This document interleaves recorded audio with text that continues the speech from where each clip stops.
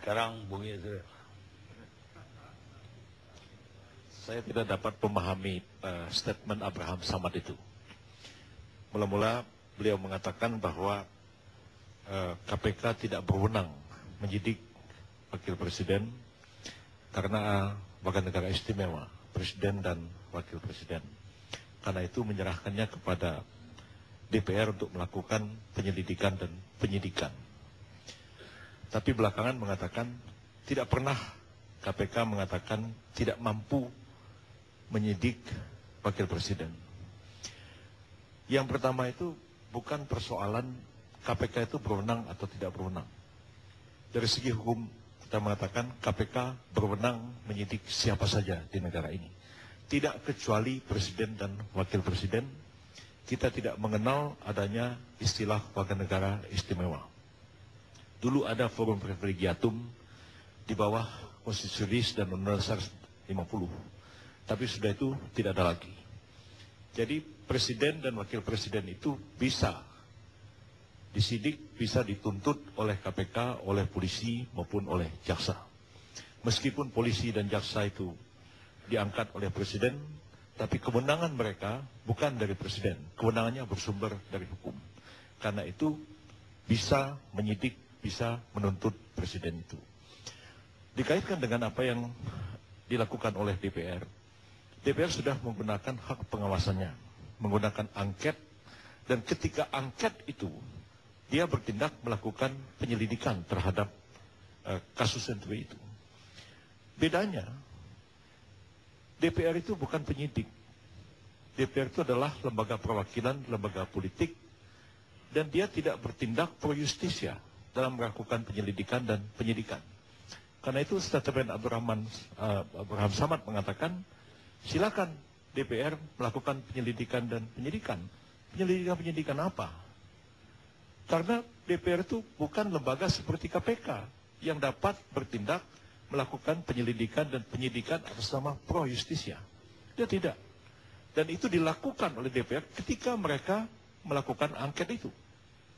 Ada kewenangan untuk panggil orang, periksa orang. Itu dilakukan ketika DPR menggunakan hak angketnya. Angket sudah dilaksanakan, selesai.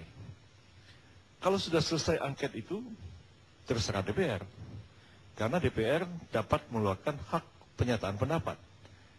Hak menyatakan pendapat itu baik menanggapi kebijakan pemerintah yang menimbulkan gejolak di masyarakat, maupun sebagai tindak lanjut dari penggunaan salah satu hak DPR.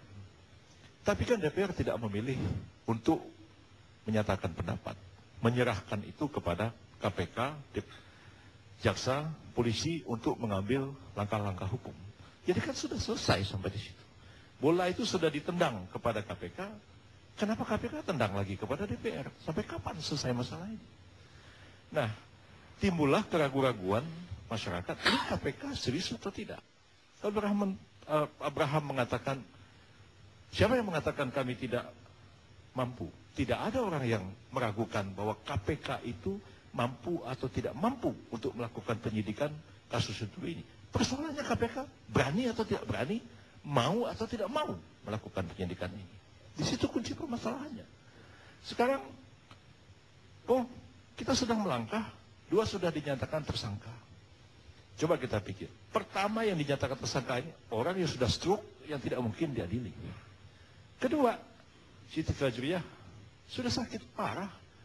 Ini nyatakan tersangka beneran atau apa? Kedua, Budi Mulya, tersangka. Budi Mulya itu kasus gratifikasi, dikasih uang sama rabetan tular. 2 ini dinyatakan tersangka, ada urusannya sama Senturi.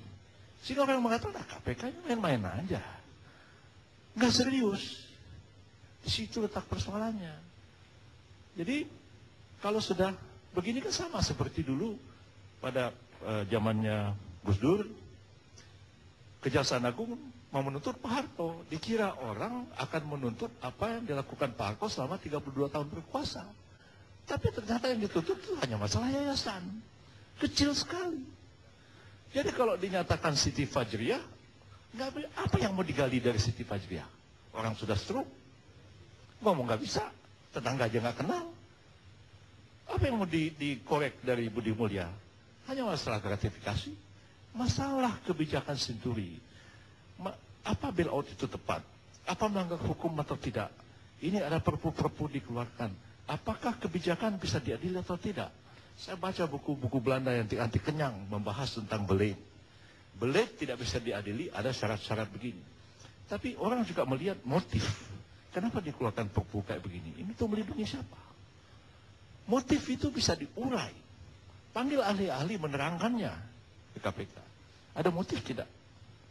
Nah, nanti akan kelihatan arah dari penyidikan ini. Tapi kalau seperti sekarang ini, ya, tidak melangkah kemana-mana, ya.